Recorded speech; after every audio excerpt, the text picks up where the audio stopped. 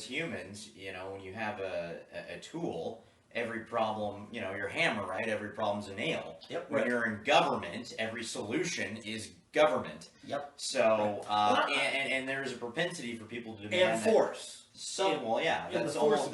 That's pretty much necessary, goes hand in hand with any government action. But the people also are not blameless because they demand it. So if you're not doing something, and it doesn't matter what, doesn't matter if it's horrible, if it exasperates the situation, makes it much worse, you must do something. And there's always clamor to do something. I want to say something on that. I was talking to a political leader. I don't want to bring his name into it, but he's also in the health insurance industry. His name's not D'Ambroso, but he was telling me about his discussions with several legislators about this whole, are we going to expand Medicaid in Oklahoma? And this legislator said, well, we got to do something. And he said, do you? Do you really? And she says, well, yes, we have to do something. And he said, no, you don't. Not every problem in society is the government's responsibility to fix, because government broke it most likely. Yeah. Well, if anything, what we have to do, like with Medicaid expansion, is reverse it and get rid of Medicaid because it's illegal. Yeah. Well, there's just lazy thinking, and we're victims of our own success in the United States and the West. We're on a peak of climbing human affluence and scientific achievement, and life expectancy, etc. A lot of this confluence of good things, we find ourselves at the top, and we just don't want to deal with hard things like dealing with our own problems, and so we just shove it on government. And it's easier to say, government, you go and fix that, or government, if it's not your problem, make it your problem. Tom, can I segue into this on health insurance? And D'Ambroso as being in the insurance industry and Oldham with constitutional grounds, let me ask you this. When the government carves out a particular monopoly for industry, you don't like it, of course not, but nonetheless, we have utilities that are guaranteed to be monopolies in their particular areas. The same is true in many ways with hospitals. You can't just open a hospital in Oklahoma. You actually have to get the state to declare that there is a need for your hospital. I'm saying all that to say this. There is a bill that's being considered right now, and I don't want to speak to who the legislator is, but we're trying to... So they may continue to legislate. All right. Well, it's not me. The importance of this is actually the substance of the bill. Right. That would mandate to our hospitals that they've got to put out their price list.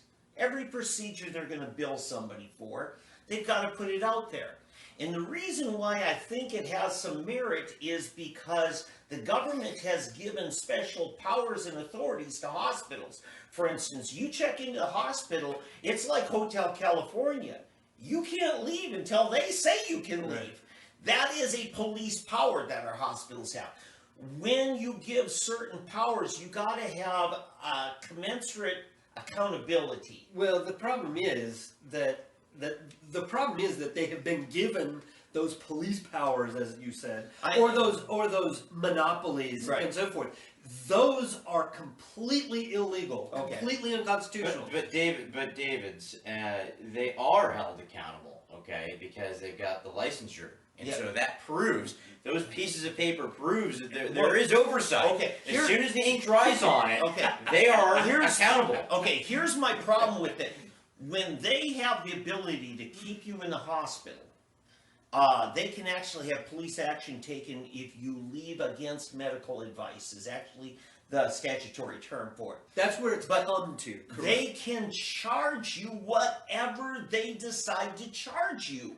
Correct. And you have no way of knowing until you get out and get your bill. And if we at least, now this is not the end solution to it, but I believe it at least moves it to a point of a free market openness at least we know what we're being charged, so we know which hospital to go to. It's just more of tinkering around with prohibition and trying to make prohibition a little more palatable and a little bit better for the customer.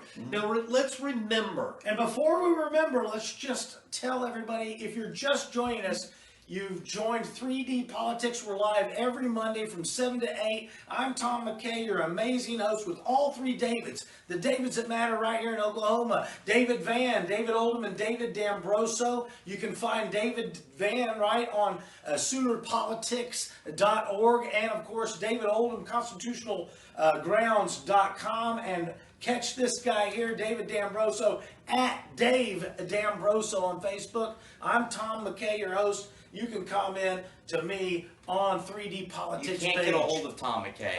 Even if you're guy. the NFL, you can't do it. I live in an NFL. Can't do it. Okay, so I kind of believe that there's something to what Oklahoma Second Amendment Association believes in their incrementalism. Those crazy guys that steal kids. Please let me finish. Oh, yeah. That you got to start moving the ball in a certain direction, because sometimes it'll wake up a certain appetite in people for more. They say, "Oh, I didn't realize we could actually live I never free." get these purity spiral people. but- I think they're real morons, because they're like, you either get everything or you get nothing. It's like, well, okay, great, we'll make a play where we can get everything, but also a parallel strategy is to chip away at the thing until it doesn't exist, and have a little contest and see who gets there first. Well, you can do that, but let's remember that every single bill that is not a repeal of an illegal scheme or an illegal program is more oath breaking. Yeah. Okay? It is all it is. Let's just call it what it is. And let's start with getting an acknowledgement of where it needs to be. Then what we can get is another question, but we need to start with acknowledgement, and it starts with the public. That's why we're having these shows. Okay. So what I'm saying here, much like we're not going to get rid of PSO tomorrow morning, or ONG, or any of these other utilities. And the Corporation Commission. Or the Corporation Commission. And I'm glad you mentioned Corporation Commission, because the Corporation Commission was set up to fix a problem that was created by government. Yes. You're basically banning free market competition, just like the casinos have a monopoly. And they bought us off, and you know what? Congratulations, Governor Stitt. You're starting to talk about the real problem here is that we've taken away everybody else's right, and you sold out every one of us so that the tribes can have their monopoly. Now, that's an analogy I want to get back to. He can only do that because he's a Native American. And That was a heck of a change up there. All right, now let's get back to the point. Well, the point is that it continues the analogy, and Governor Stitt is getting it on some issues. Right, but here I want to get back to the utilities, where I started on this as the first analogy, that if you're going to give somebody an automatic monopoly, then by the force of the gun, force of law, then somebody's going to have to limit their ability to rape us financially. Well, here's the thing, and it's actually really simple. Yes, I said rape. That was pretty heavy, Dave. It's true, and we've been raped for That's over more 100 than years. Yeah, but what if the citizen likes it rough? Thank you. How about I pillage? don't think it's rape. It's consensual. Rape is more than a Citizens breaking like of an it, oath. But yeah, I like it. So Let us know if you like it. okay. Yes. God. So anyway, what I'm saying here is, I don't think we have to go that far with hospitals, but Well, let me give you an example. Let me give you an example where it did work, and it was right here in Tulsa. Okay, but get to that in a second here. What I want to do here is, D'Ambroso, for an insurance underwriter like you can show people is that now we go through the same basic. Let's say your kid has to get his tonsils out. Go to hospital A. What would this whole run of tests and services and everything be here, and do the same thing? 4 different hospitals, you come up with 4 different prices, and then one might be double the price or triple the price of another.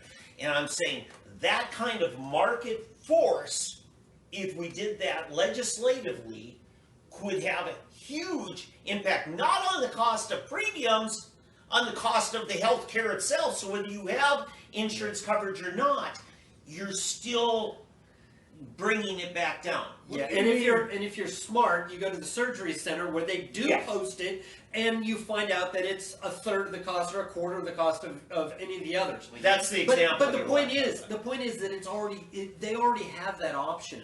And the thing is that government creating more laws and more rules, you must post, you must do this, you must do that, is not proper regulation. Okay, let's ask him. Our insurance underwriter, who do you write for? Well, one thing, I'm not an insurance underwriter.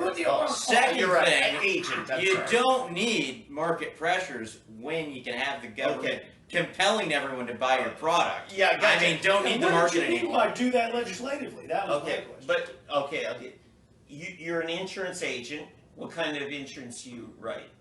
All kinds. Okay. Who do you work for? So but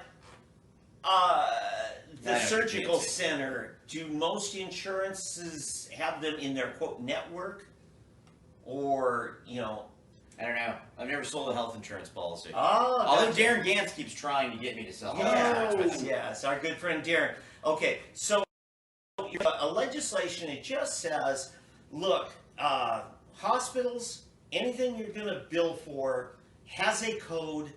You've already got it. Post it up here to where our state insurance commissioner has it, can publish it on their website, and we could just go in and type in, tonsillectomy. Well, there are price lists. Okay, so and you can request them, and there are different levels of access to them.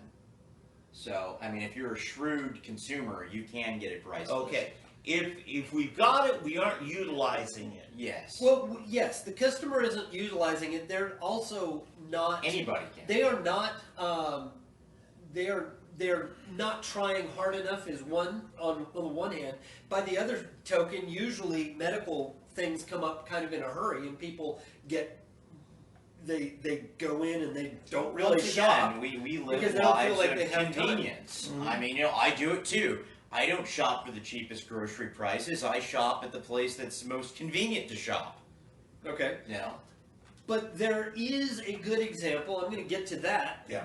From your utilities.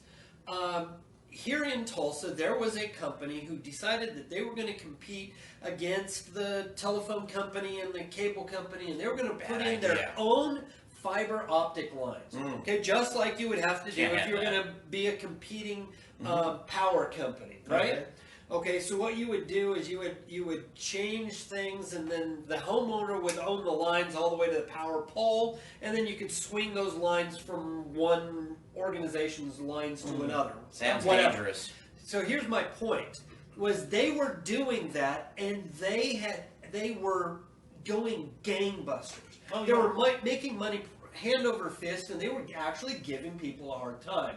They ended up getting bought out by Cox because Cox wanted their business base as well as all of their structure and their facilities that they had built up. Is it Birch Telecom? No, it's been a couple of years. Because who do you work for? Well, 25 years ago, there were resellers of telecommunications. Still are. I'm one. Yeah. Okay. I'm talking about the monthly services. Yeah. Yeah. Okay. So that's part of what I do. You can catch David Oldham at constitutionalgrounds.com. You thought he just ran his mouth. You yourself are an internet utility, Oldham. Can you explain? Right. So but anyway, so that's one of the things that's coming up this week on healthcare and the law, and along with vaccine. And there's something on medical marijuana. You want to